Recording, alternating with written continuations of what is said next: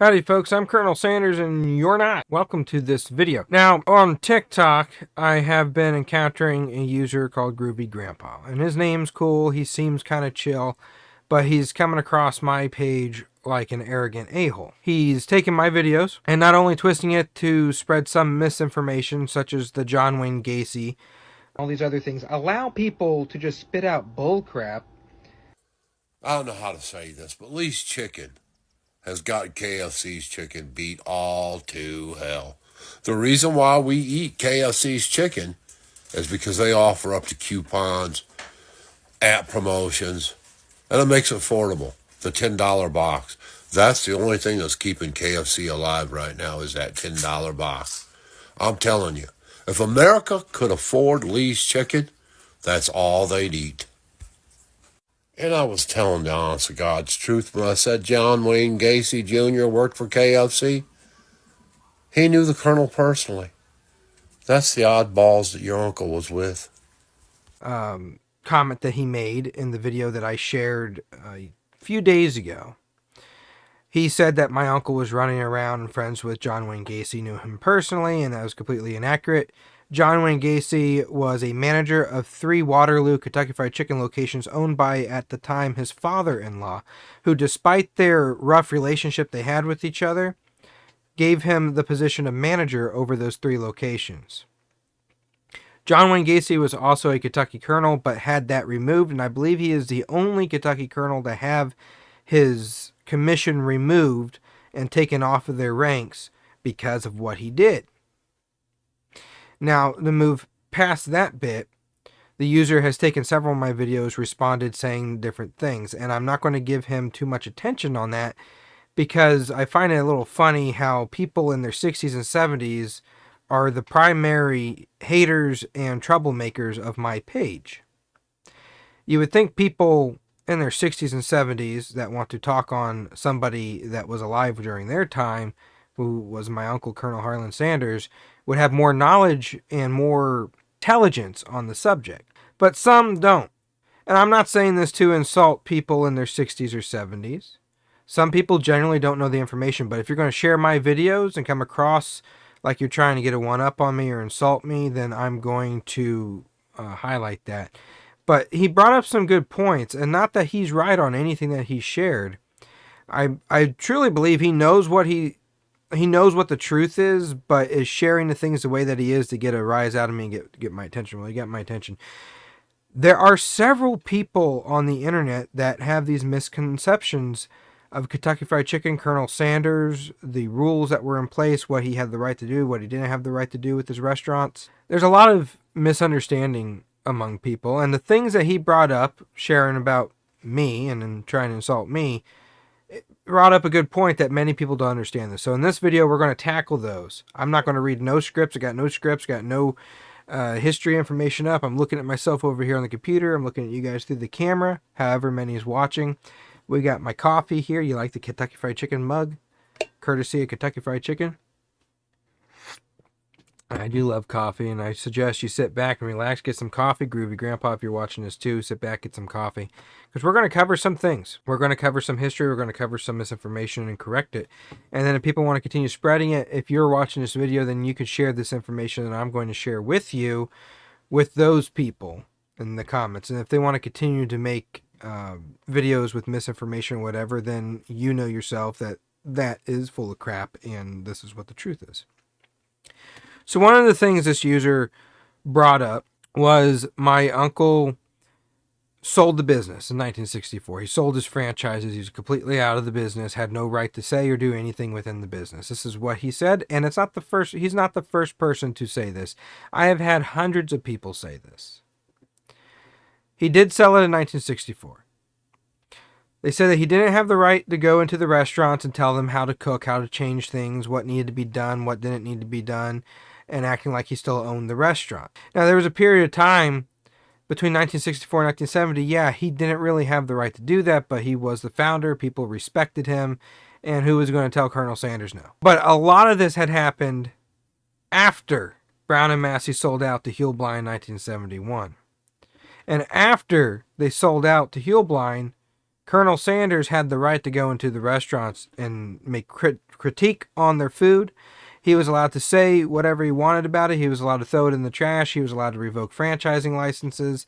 He was allowed to operate the franchises. And this is because they moved headquarters out of Kentucky to Tennessee. My uncle made a fit over it. They moved it back to Kentucky.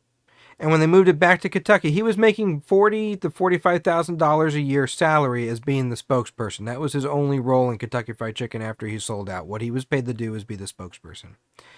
Well, Governor John Y. Brown Jr., the late Governor John Y. Brown Jr., he put my uncle on the board of directors of food and quality control. And he gave him the right to go into the restaurants and maintain his quality. He gave him the right to go into the restaurants and make sure things were being done right, to train people. Because he saw what was going on. My uncle was unhappy with some of the changes being made. Customers were unhappy. And Brown knew that the colonel, by pleasing him to give him the right to go in so no one could say anything about it, he knew that the restaurants would be on par with how they were supposed to be, because the man that made them was able to operate them. Another thing, he did sell out in 1964. A lot of people, including this man, think that the entire family was out of the business. It took between 1964 and about 2010 for the family to get out of the business. And even at that, we still have some cousins in the business. But from 1964 to 2010, roughly, is when most of the family worked and got out of the business. So Uncle Harley sold the company in 1964. He bought a home in Mississauga, Canada to maintain those Canadian franchises until 1972 when he gave them to charity. He kept ownership of the franchises in Canada when he sold out. So now the Colonel himself is a franchisee of Kentucky Fried Chicken at this point by owning those franchises, keeping them under his name. My uncle James Sanders was a Kentucky Fried Chicken franchisee and another brand ambassador next to our uncle, the Colonel. He dressed like him, he looked like him, and he worked for the brand, both doing commercials, appearances, and running a restaurant or two in Indiana. The Colonel's nephew, Lee Cummings, was the president of Kentucky Fried Chicken until the sale in 1964. And then he left, and in 1966 started Lee's Famous Recipe Chicken. But his wife was still involved in franchising because the Colonel gave her a franchise. The Colonel was allowed to get people into franchising. He still brought people into franchising. Now, they were standalone restaurants when Brown and Massey took over rather than joint locations like Gino's Chicken and Burgers and Jack Purtle's, for example.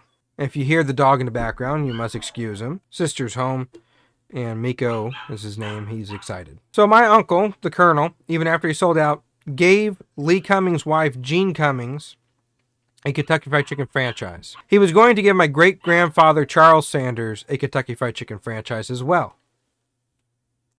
So yes, while my uncle sold the company to Brown and Massey after refusing to sell to them 3 times prior when they offered, and he sold the rights to his name and image to be used in marketing on the account that they do not change his recipe and do not change his quality. That was the agreement that they made when they sold. While he did all that, and he sold it for $2 million, refused to take any shares in the company, so when it sold again for over $280 million in 1971, he didn't get a penny of that. Family still was involved. So there's this huge misunderstanding that the people of the internet that like to make content on either Colonel Sanders, try to insult me for what I'm doing, insult the family for him selling it or whatever. The family was still involved. Not only this, but when Lee left being president of Kentucky Fried Chicken in 1964, Brown became the president. He assumed presidency of the corporation. And the Colonel's grandson took over being vice president for Kentucky Fried Chicken. So the Colonel's grandson is now involved as the vice president of Kentucky Fried Chicken. The Colonel's daughter, Mildred, is in charge of training new franchisees.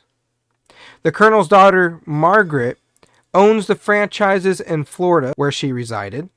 The Colonel's nephew, wife, Gene Cummings, owned a franchise in Tennessee. The Colonel's nephew, James Sanders, owned a franchise in Indiana.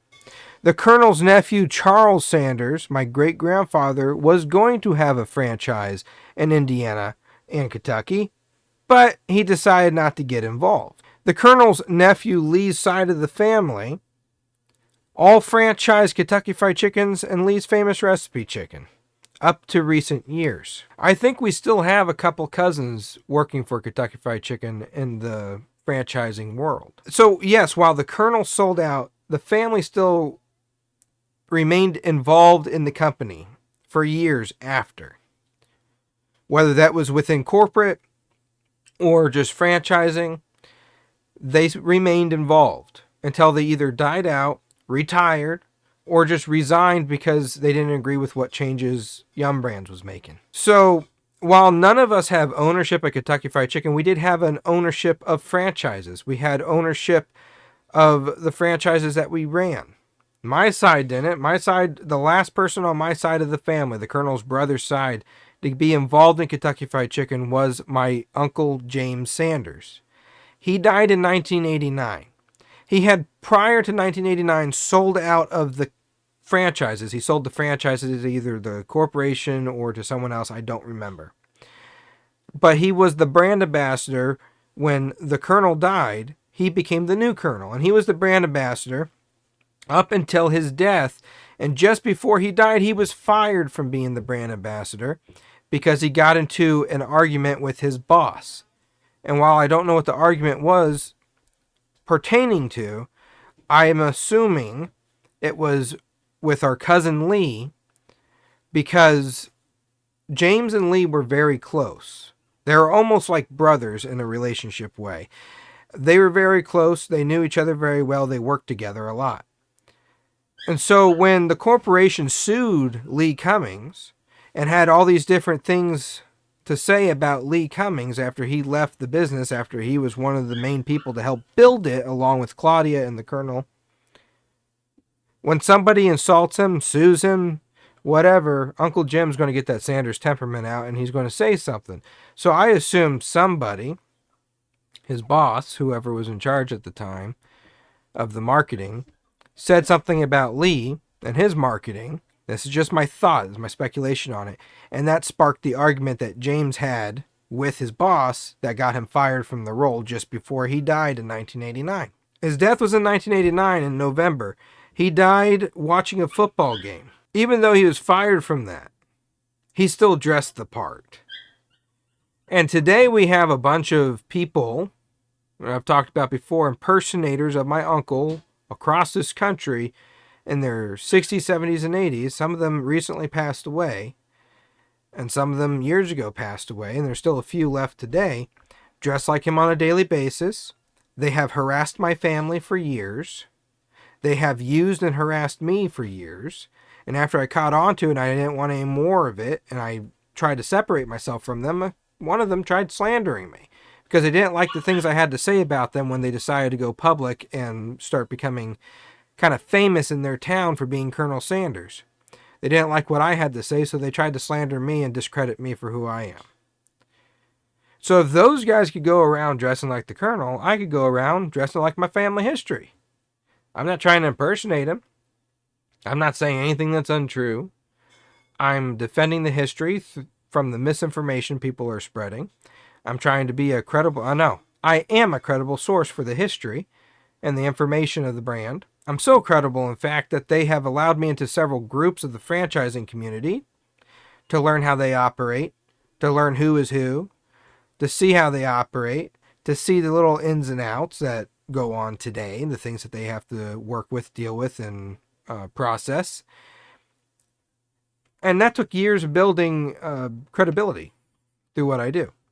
Now, I may have never met the Colonel, but I've learned a lot through the family that was involved and the family that knew him. Yes, while the Colonel sold out of the business, he did not sell out the entire family from their positions. Instead of leaving money, he would offer the opportunity to work, and he would have a franchise paid for and built, and so that you can operate it if you were in the family and you wanted to work. He'd say, come with me, I'll show you how to make more money you ever dreamed of. And that is what he left to his family, is the opportunity to work.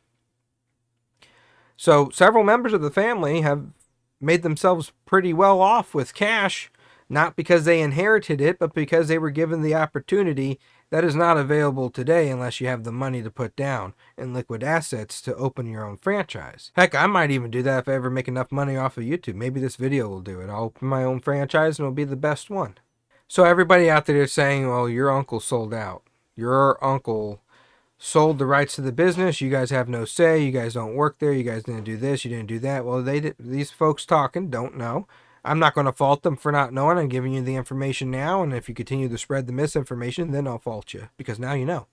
Another thing, the other part of that story, him being on the board of directors for food and quality control gave him the right to go into those restaurants and see if his quality was being met, and if it wasn't, he had the right to correct it. Between 1964 and 1970, he did not have the right to correct it. Brown even made the comment that he would go into the restaurants thinking that he still owned it, or acting like he still owned it. Nobody stopped him. Brown would instruct the owner of Kentucky Fried Chicken at the time, would instruct the stores that if the colonel showed up to your store, just do what he says and let him go, and that's it. The owner of the entire company said that. So he right there gave permission and allowance for the colonel to go in and do what he did. Things weren't being met the way that the agreement was made. Didn't sit well with him. I'm not denying that. He went in and he did it. He didn't have the right between 1964 and 1970. Then he was given the right. His $40,000 a year salary was up to $75,000 a year to be on the board of director of food and quality control and the brand ambassador. His brand ambassador role required him to travel the world, do grand openings, guest appearances, dress the way that he did in every interview that he did. Every interview that he did, whether personal thoughts or not, was promotion of Kentucky Fried Chicken. People loved the Colonel because of how real he was. He didn't sugarcoat things. He said it how it was. If he didn't like it, he'd tell you he didn't like it. If he liked it, he'd tell you it was good. So, can you fault him for that? The next thing. People are sharing that the Claudia Sanders Dinner House was made in spite of Kentucky Fried Chicken. The Claudia Sanders Dinner House was made in the mid-1960s. With knowledge that Brown and Massey knew that Uncle Harley was opening his wife's restaurant, he opened it as the Colonel's Lady. He went to Mary & K Spices, had them recreate his recipe, but not 100%, for his wife to use in that restaurant. It was not to be out of spite. He was semi-retired. He was the brand ambassador for Kentucky Fried Chicken. He owned the franchises in Canada, would live there for 4 to 5 months out of the year until his death to maintain and oversee those and make guest appearances. But his time in Kentucky, when he wasn't doing brand ambassadorship, he wanted to serve his community with the best food possible. So yes, while it could be considered a competitor, it was just it wasn't a franchise, it was one restaurant in Shelbyville, Kentucky, where the old HQ for Kentucky Fried Chicken was. So he wanted a restaurant for his wife. Brown and Massey, the owners of Kentucky Fried Chicken, had no problem with him calling it the Colonel's Lady. So the company, Mary & K Spices, that my uncle had his recipe recreated with by flavor, he didn't give the 11 herbs and spices list to Bill Summers. He gave him a spice blend, told him to recreate it the best he could. They created it. Uncle Harley said it was good enough for the restaurant. The restaurant also included, and still does, original sides from the Sanders Cafe that were served. Original meals and items and whatever. And I won't go there because a representative was rude to me online. And unless the Settles family reaches out while they own it now to talk to me and invite my family out or whatever, I have no interest in going because of what was said to me. And I'm not going to put out there what was said because I don't really want to cause issues with the Claudia Sanders Dinner House. I just don't have the respect to go there because it would just be going to show off, and I don't really want to go show off. I'd like to try their food, but there's so much rumors going around there, and when I reached out online through Facebook, their representative was quite rude to me. It wasn't from the owners, it was a representative. So, whether that was their daughter, I hear from the Impersonators that their daughter helps run a lot of the things now, or not. I would like to speak to the people who talk so highly of my uncle and advertise him in the restaurant more than they do the lady's name that's on the restaurant, Claudia. But anyways, the Claudia Sanders Dinner House wasn't made out of spite. It was made for Uncle Harley and his wife to be able to serve the public good food if they wanted another option. The real spitefulness and bitterness with the brand didn't come until the alcohol company Hillblind purchased it in 1971. And that's when Uncle Harley really started having issues. So the spread around the Claudia Sanders Dinner House was made out of spite because Kentucky Fried Chicken was suing him, yada, yada, yada. That's all inaccurate. They're just bunching a bunch of things together in these videos to get clicks and views. The truth is, Brown and Massey had no issue with it. They did have issues with Uncle Harley. They butted heads here and there, but they had a respect for each other, and in the end, it worked out with them. They sold it. Hillblind took over. Hillblind didn't like that the Colonel's Lady existed. They didn't like the name. They accused him of using the recipe. But with Mary and Kay Spices being a similar recipe, Uncle Harley wanted Mary and Kay Spices to supply the recipe. So we're jumping all around in this video because there's so much stuff. So try to stay with me here, because we're going into another rumor. Mary and Kay Spices, Uncle Harley wanted them to supply the recipe. Brown and Massey had already contracted with Sexton and Stange to make the recipe. How the recipe was made and how it's made now is one factory makes half, another factory makes the other half. They get sent to a third party to be blended together. That gets sent out to the stores to serve. That's how none of the cooks know what the recipe is. No one place knows what the full thing is. Split up. But Uncle Harley wanted one place, Mary and Kay Spices, to know it. Well, Brown and Massey didn't want to do that. They didn't want to break their contract. They already got sued for breaking a contract with Carter's. They weren't going to do that again. They weren't going to break another contract and get sued. So they already had a contract. And so they were denied being able to serve the recipe, to make the recipe, so they made 99X for the Colonel's wife's restaurant. And they use a form of it called Chicken Seasoning Plus, which the Claudia Sanders Dinner House calls Claudia's Magic Flavor. So Hillblind purchased it in 1971, and shortly after, they file a lawsuit against the Colonel for using his name on a restaurant, competing with them, and using his recipe. Uncle Harley wanted to see just how much of the name and image they owned and his soul, so he filed a counter lawsuit. He was curious what he could get away with, what he could do. He filed a counter lawsuit against Kentucky Fried Chicken. Well, against Hillblind, parent company of Kentucky Fried Chicken. And he sued them for misuse of his name and image on products he didn't approve of. Remember, he's on the board of director of Food and Quality Control. He didn't approve of the items. His name and image is on these items he didn't approve of, such as extra crispy chicken and these other things coming out. Filed a countersuit against that. Accused him of changing his recipe and quality. And they went to court with it. When they got to court with it, they decided to settle. It didn't look good with the brand suing the founder. It didn't look good with the founder suing the brand, accusing them of what they were doing. So they settled. And in this agreement, this is the early 70s, by the way. People are sharing that they sued him twice in 1978. This is the early 70s that this lawsuit happened. So they settled. They paid him $1 million in the settlement. In the agreement of the settlement, the Colonel had to sell the Claudia Sanders Dinner House, known as the Colonel's Lady at the time. No recipe was changed. None of that happened. But they sued the Claudia Sanders. But he had to sell the Claudia Sanders Dinner House and change the name. That's why it's called the Claudia Sanders Dinner House. Otherwise, it'll still be known as the Colonel's Lady. So he changed the name to the Claudia Sanders Dinner House. The other option, or the other requirement in the settlement, was that he had to sell it. So he sold it to family friends, the Settles family. He sold the home there too. My grandfather didn't know about this. He just knew that they sued and there was a settlement for $1 million. He didn't know that he sold the house because he frequently visited the home in Shelbyville. And he brought my father and uncle there to meet our great-great-great uncle, my father and uncle's great uncle, and he wasn't there. The Settles opened the door.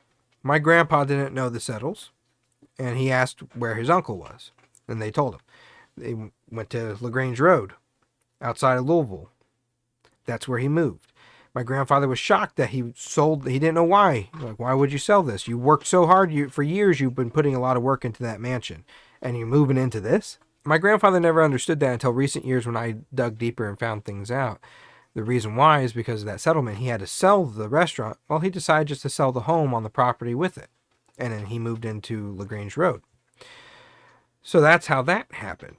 Years later, a franchise of Kentucky Fried Chicken sued the Colonel for calling the gravy and mashed potatoes slop.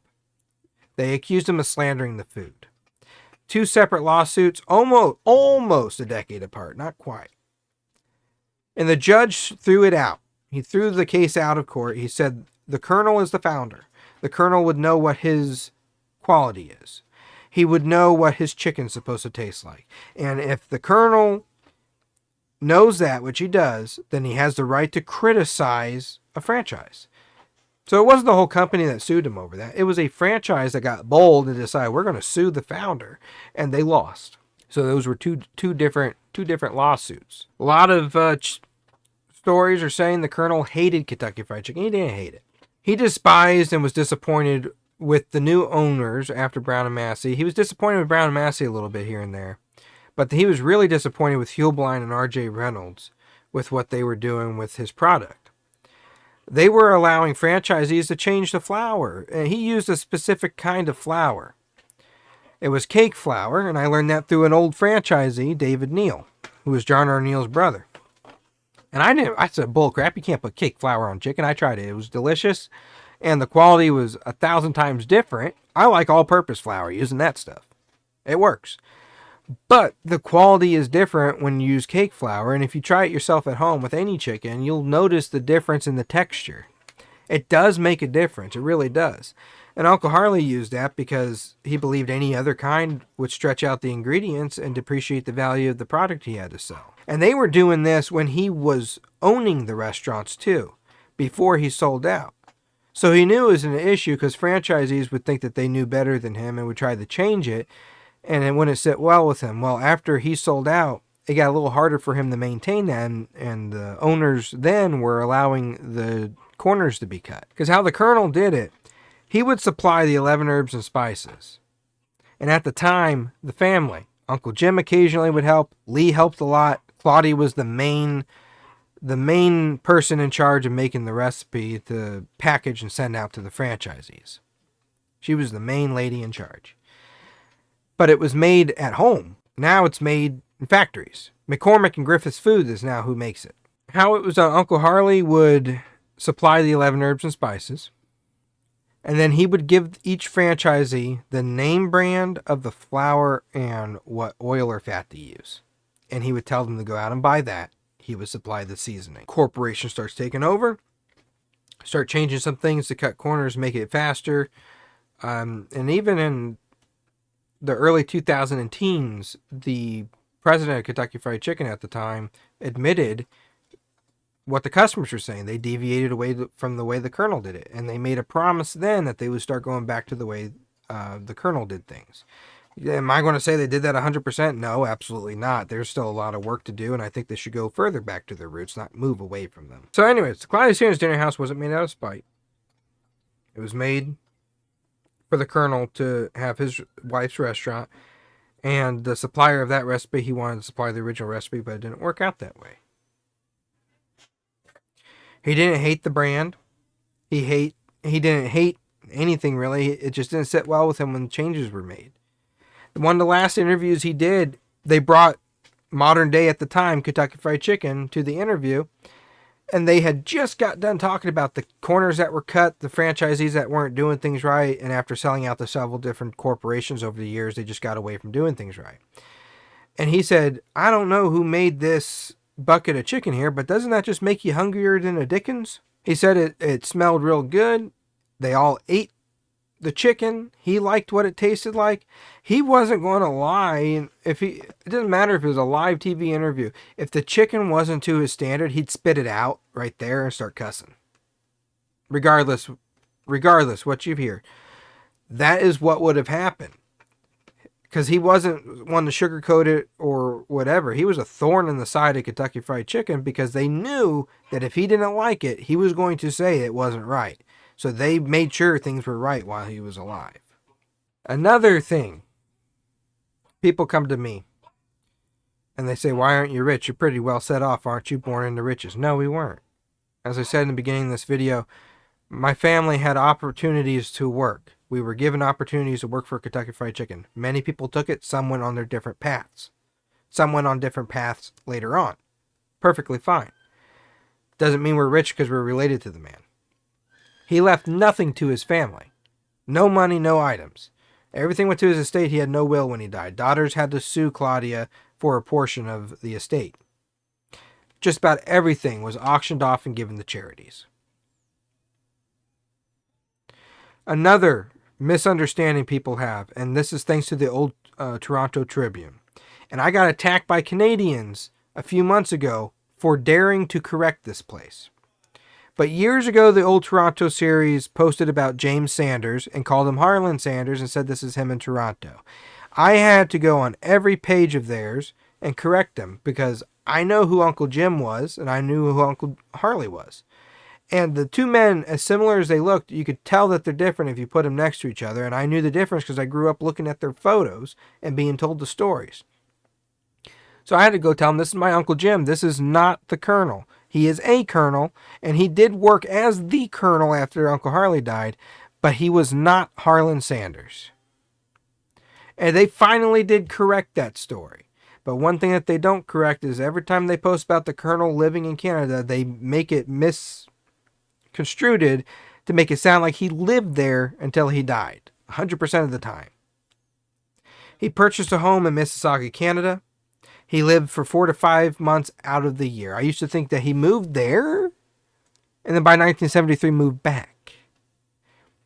As I did further research, I learned more than what the old Toronto series was posting. Now they know the tailor in Canada.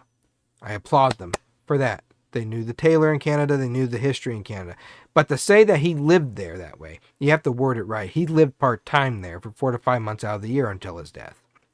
Because a lot of people were commenting that how did he die in Kentucky if he lived there? Why did they still call it Kentucky Fried Chicken if he moved to Canada full-time? There's several Canadian outlets that share the story and say that he lived there until he died. And as true as that can be, it's misunderstanding to folks. They misunderstand it. He lived there part-time for 4 to 5 months, not even half a year, almost half a year. And the rest of the time was in Kentucky. He also had a vacation home in Florida. I have a photo of him in a Hawaiian shirt and shorts. So, there's that misunderstanding too.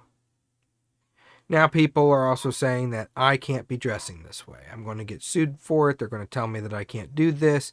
Again, if they allow these clowns to go dress like the Colonel everywhere, it's free marketing for them. I'm a walking free marketing thing. I think they should pay me and put me on their role of representing the brand officially. But hey, we'll see where that goes. But if they allow these grown-on men to do that, go to these contests, these events, to be the Colonel on the news, going around fighting with other impersonators, starting crap with the Colonel's actual family. The Colonel's actual family should be allowed to represent. Now, I will admit there was no interest in any of the grandchildren, any of the nieces and nephews in doing what I'm doing, being involved in it in the beginning. But after I started bringing up our stories, they would share their stories with me to share. People started getting interested in it. And the family started getting proud again about their relation and their history working with the brand. So now they are sharing their stories themselves with their own communities, and I think that's a great thing. No longer is Uncle Harley somebody who was famous, did a lot of work, did a lot of good, died, we're related to him, but now we can be proud to talk about it. People are believing us now because of the content that I have to offer and to share. And by the way, anybody watching this, I'm a streamer. I do streaming on YouTube a lot, And we have a lot of gaming content as well. So please check that out if you're watching this and you're interested in that stuff. Please check that out. That stuff doesn't do as good as this stuff. This video will get a few hundred views, maybe 1,000. The gaming stuff, always 100 views or lower. So please check that stuff out. They don't push that on this stuff because the algorithm likes the chicken content. They don't like the other stuff. So please show the algorithm some love with that. But anyways, I'm proud of my relation. I'm proud of being a Kentucky Colonel and being a Sanders in the family and seeing all this stuff going on. These misinformation, these people acting like they know things that they don't. Even my own extended family spreading misinformation. It made me want to actually get on here and start spreading truth, whether people like it or not, whoever I upset. And the goal is not to upset, but to get people intrigued, interested, and wanting to know more, get more involved in it. I long for the days of Kentucky Fried Chicken Sunday dinner 7 days a week again, where everybody's proud of it. Right now, it seems it's just another chicken joint. And I think it could do really, really cool things if we get it to a point again where people want it. Not just for a quick meal, but part of the American culture again. And there's other good chicken joints out there too, don't get me wrong, I love Popeyes. But I want to see that day again. Even if I'm not involved in it, I want to see that day again. I want to experience what that's like. But again, there's more misinformation to cover that I could in this video, but we're at 40 minutes of me recording this right now, and I think that we need to wrap it up. And if there's more questions people have, I'll be happy to answer them if I can. If I can't, I'll find somebody that can. That's it for today's Tackling Misinformation. I have thousands of videos and shorts that go into some of the things I covered on here, but because they're not being seen, and these longer form ones actually get seen more than the shorts do, ironically. Maybe people could see it here, but if you're interested in shorter form content, I have a bunch of these topics broken down into several different short videos with a lot of information in them too. So hopefully you learned something. And when it comes to people criticizing, if you have information for me that I don't know or maybe I have wrong, I want to know it. I want to learn it. That way, you need to be able to verify it because the information I have the receipts for and where I get my sources from. But if you have a source that is more credible, you have more information that I don't have, I'd be happy to add it. And I will credit you for sending it my way. But when you stitch my videos or leave a comment on my videos that is quite rude, insinuating things, saying wrong information, that don't sit well with me. It's like changing the flour, and I'm going to correct it. But hopefully you learned something. And again, leave your comments below if you have any questions. I have no problem answering what I can. It doesn't matter what it's on. All right. Ciao.